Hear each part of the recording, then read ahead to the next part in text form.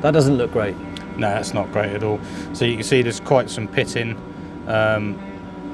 in the bore there, and towards the top of the piston. Is it pitted or rusted, or is it both? Yeah, to be honest, I think it probably is both.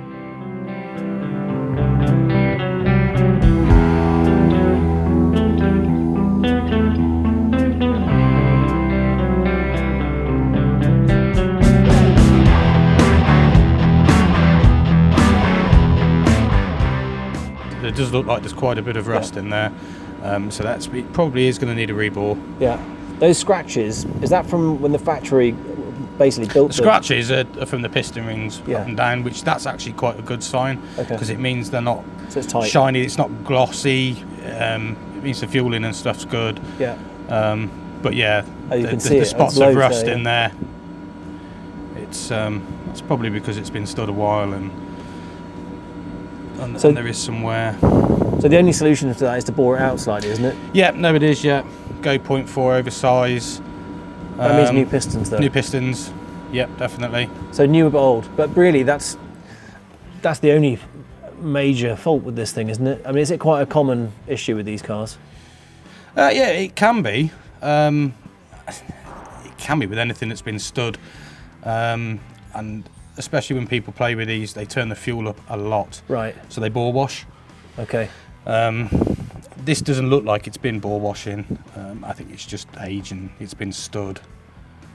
You've got to look at this stuff though, haven't you? I mean, if you did everything else and didn't check the engine and bore scope and get in there and actually see inside the guts of the car, you just wouldn't know. I mean, to be fair, standing as well, the camshafts can be quite an issue. And they sweat quite well inside the engine, especially if they're warmed up, shut off straight away. You get a lot of condensation, and then you get bits of rust forming on the cams inside the bores, and then they start them up again, and then it wears everything very, very quickly. So, and you've got a bit of wear on that camshaft there. That's not nice at all. The profile's quite sharp. So it's going to need a set of cams as well. But yeah, you're better off doing it straight away rather than stick it all together and, no, it's broken. Oh, perfect. Let's get boring. Yeah. Good stuff. All right, thank you. Not a problem. So with the head off, you can actually see inside the engine, and this is really the Achilles heel of the 16 valve. The Lancia Delta motor is inside here with the camshafts, because there's this type of hardened steel in here. So they've got this chilled cast steel they made these valve lobes from, and this hardened exterior, which is built for heavy duty. And you can actually see the difference in colour. So this outer exterior here is really hardened for wear and tear, basically to try and give it as much longevity as possible. But when it wears away, you can see how it goes from this black hardened material into the soft stuff underneath.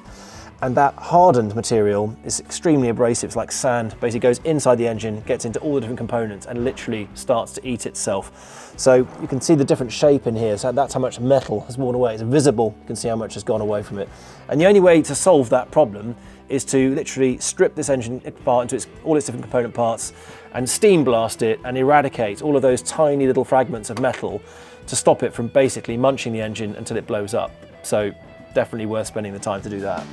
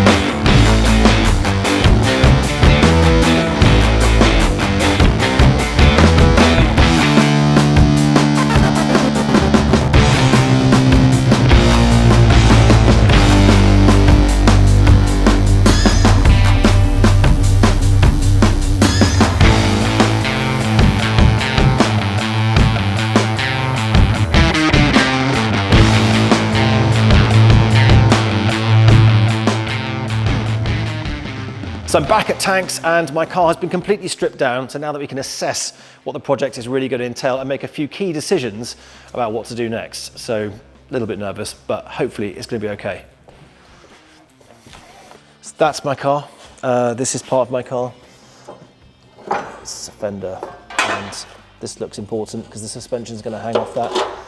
But all of this is actually serviceable, so it's going to get shot blasted and powder coated, and then it will look a lot nicer than it does now. And actually, at least, it's not completely rusted to bits.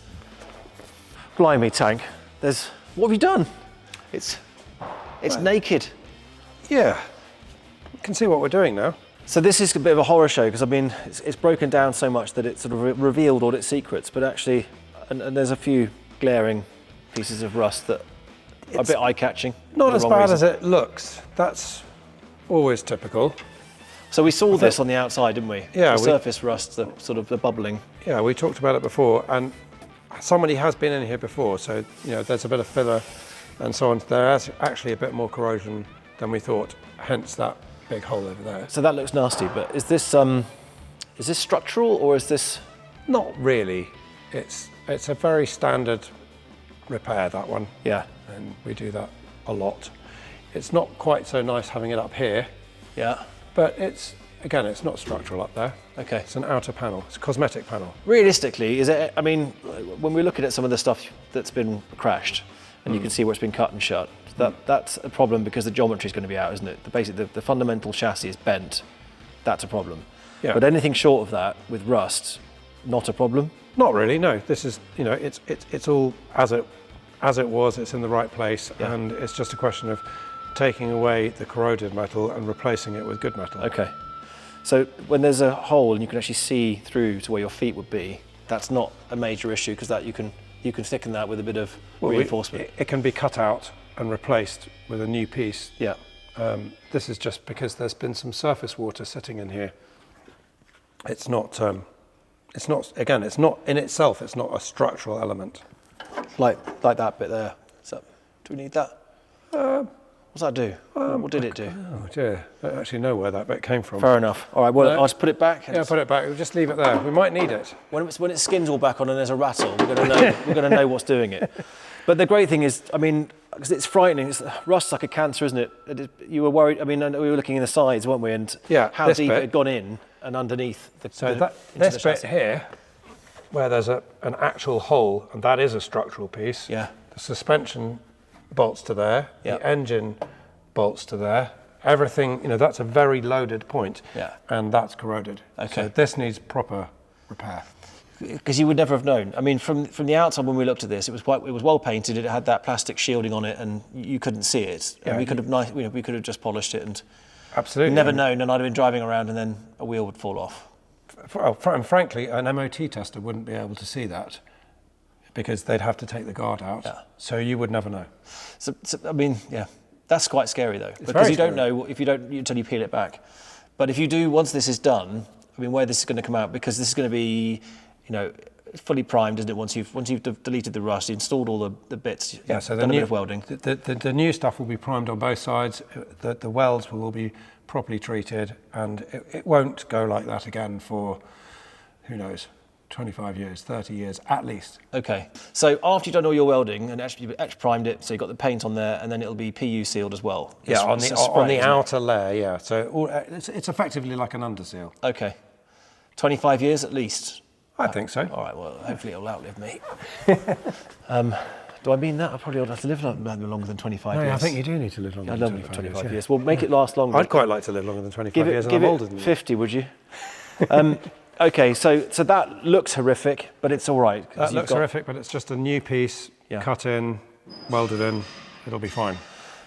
Because this piece, you've done some work on that, but I can't actually see what you've done, which I think is a compliment. Yeah, you're not meant to be able to see it. That's the idea. Because this just looks like you've painted the original panel. Yeah.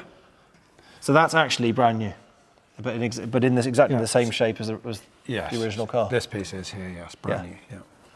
That's fantastic. Amazing work, brilliant. Inside, obviously, everything's gone. So the leather is all out, and that's gone up to that's the special being place. Treated and looked after and loved. Yeah. Yeah. That I find is a miracle that can be sort of recovered. There's a little tiny hole there, but it's nothing very much. Can you see a crack where the seat bolts to?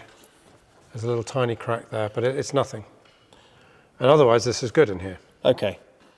So that's a relief, because it's basically it's like Christmas morning. You open up, but it could be a nightmare. It could be far worse, and it's not. It's really not too bad at all. Okay, brilliant. And the back of the car is really very good, actually.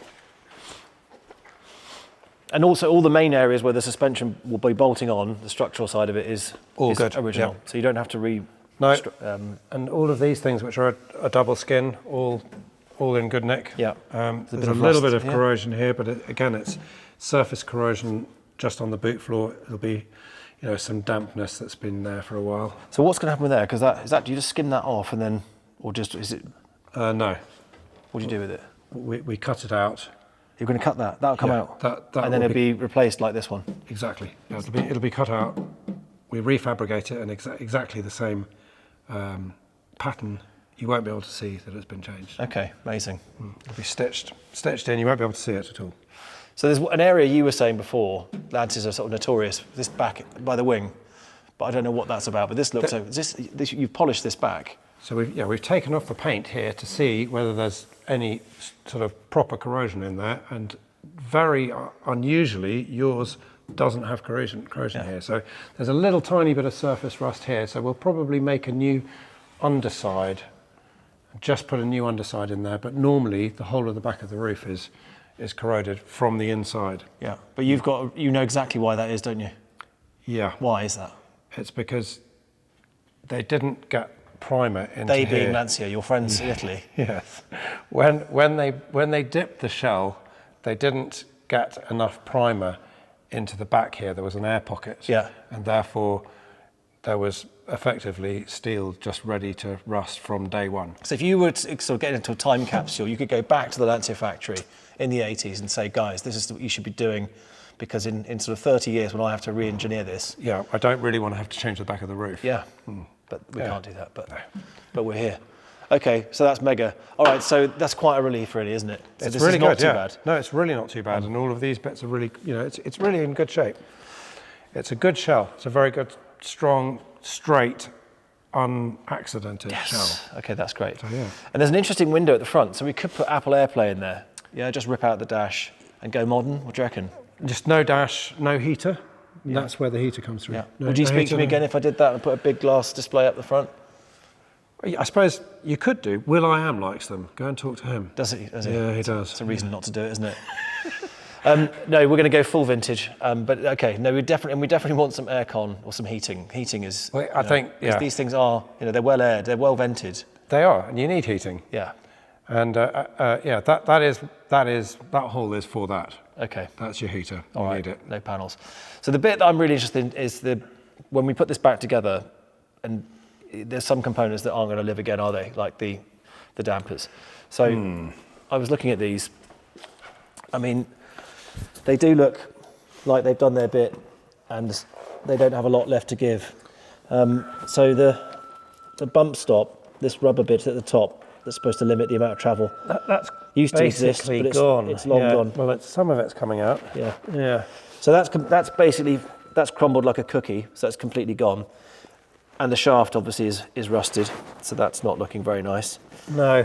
So I drove this in here and had a nice feeling. So it's still working.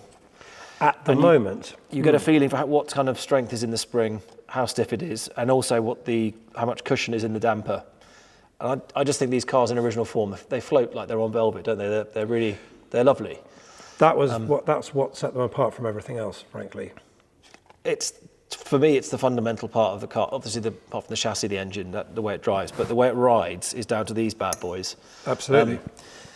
So, I mean, that's the front, isn't it? And I did feel this one's a little bit notchy. So when you're turning the steering wheel, you can just feel. Yeah, the bearings had it. So that's shot. And if I run these on the road, even if we tarted them up, and if assuming it had pressure, that rust is going to rub up and down. It's going to eventually break. It's just going to break the internals of the shock absorber. Yeah. So the only solution is either to change them, or, I mean, you could put a new body inside this shock absorber, but it's not really worth it. Yeah.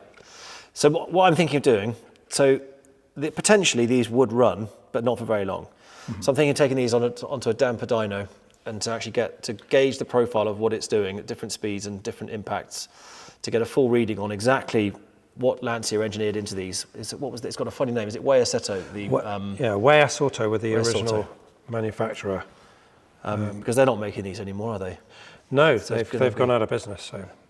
So I need to find a modern manufacturer that can make the equivalent of this, because I'd like to replicate exactly what Lancia built into these, which is the reason I love them, and try and get something that will fit that profile. Great idea. Is that good? Yeah, it's a great idea. Have you done that before? We've tried. Maybe you know people we don't. All right, well, we'll find out. But I think, once we've got that, once it's been dynoed, it will show, the different properties of that damper. And then the spring, that can't be too difficult to match. So, no, the spring's the most basic part of it. Yeah, and these are shot, aren't they? Because they're rusted out. Absolutely. Yeah. Okay. They're just going to fall apart. All right, fine. Great. That's great. All right, well, it's kind of a relief. It's a bit frightening when you see it in this state, isn't it? For the first time, all its clothes off, but... Sort of as bad as it gets, really, isn't it? Yes. Do you think? But it isn't. You've seen worse, haven't you? So I have. We're in good shape here. This is good. This is a great project. Mega. It's going the right way. All right, perfect. All right, I'm going to get myself off to the valve centre and see what happens next. Good luck with your valves. Thanks.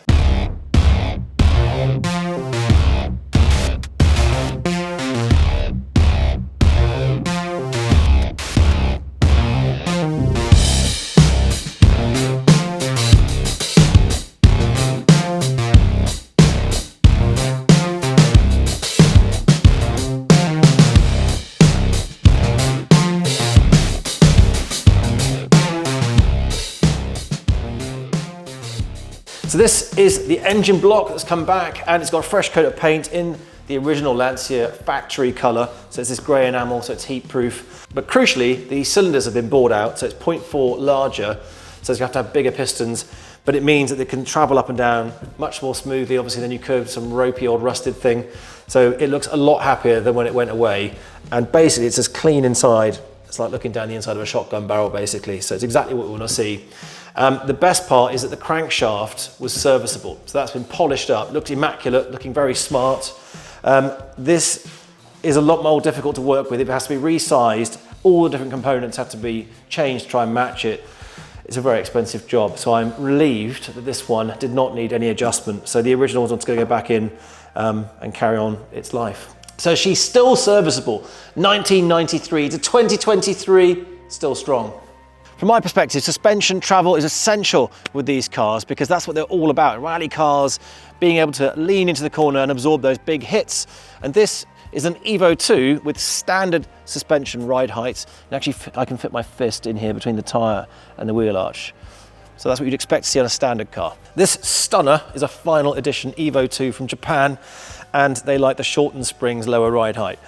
So from going from the size of my fist, that's not going to happen. It's sort of down to about 3 fingers. So you can see how much the suspension's been dropped. And that's because they use these shortened springs. And they could wind down the damper platform to lower the ride height, and you get this effect, which visually looks good. But the ride is actually quite poor. It's really stiff, not very supple. And it's actually already shortened at the bottom with this preload here. So you get core bound quite quickly. So if you hit a bump or something, it's going to go straight into that. It's going to compress this. And then there's no compression left. So you've got no subtlety to the way the car's going to handle. Whereas the original spring, you can see that the gaps are much more open. And even with this one, just the weight of the car is going to compress that spring down. So you've got a much, much stiffer initial ride. And I've driven this on the road, and actually it just feels really, really lumpy. The car feels too noisy at the steering wheel. You just don't have that nice feeling. Whereas with this, you'll rely more on the damper to control how the weight's handling and absorb those bumps in the road, cat's eyes and stuff like that. Much more compliant suspension, much more user-friendly. For me, this is going to be the way to go. So there's no way I'm going to sacrifice ride and handling for something that just looks cool in the wheel arch.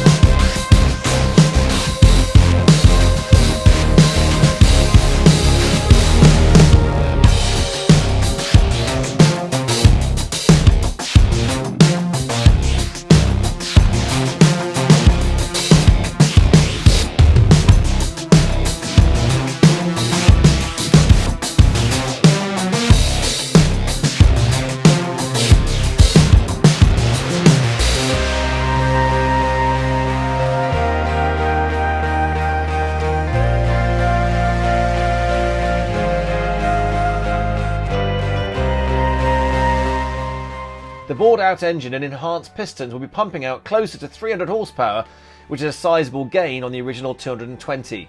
With more power comes more speed and more responsibility for slowing down on the other side.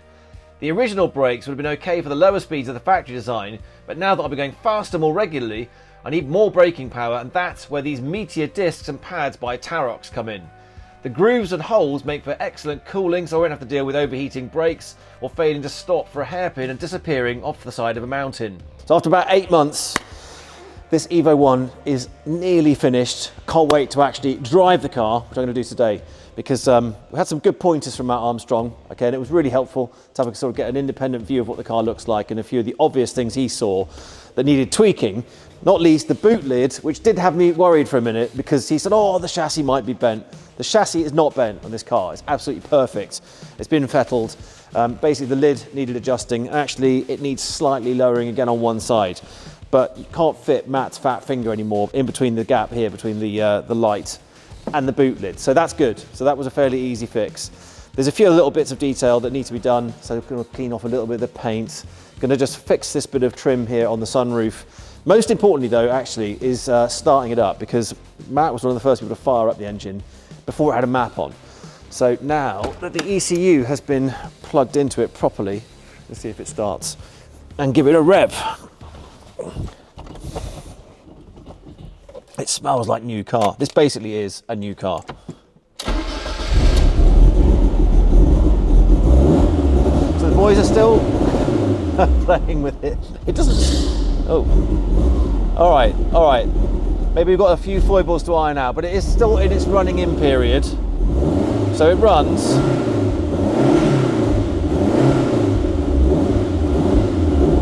But the idle needs a bit of work, but we're getting there. All right, more of that later.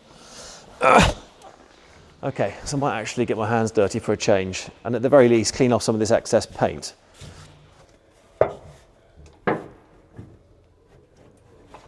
What we're looking at here. I can barely even see this. I mean, this is tiny stuff in an old car.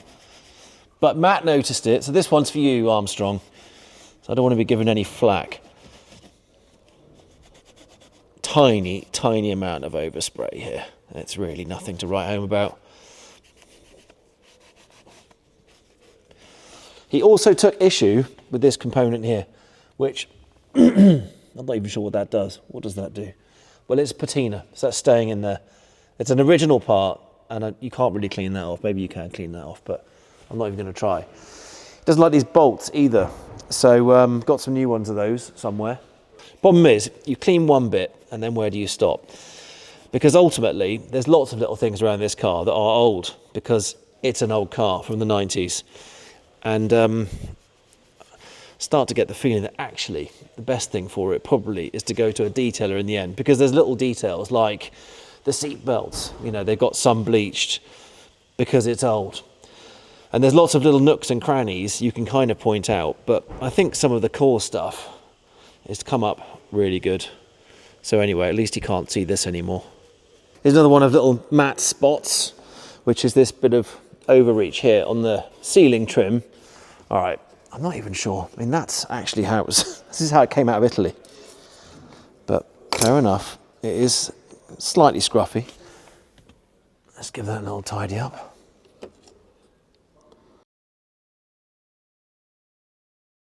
So this is my ECU. It's got my name on it.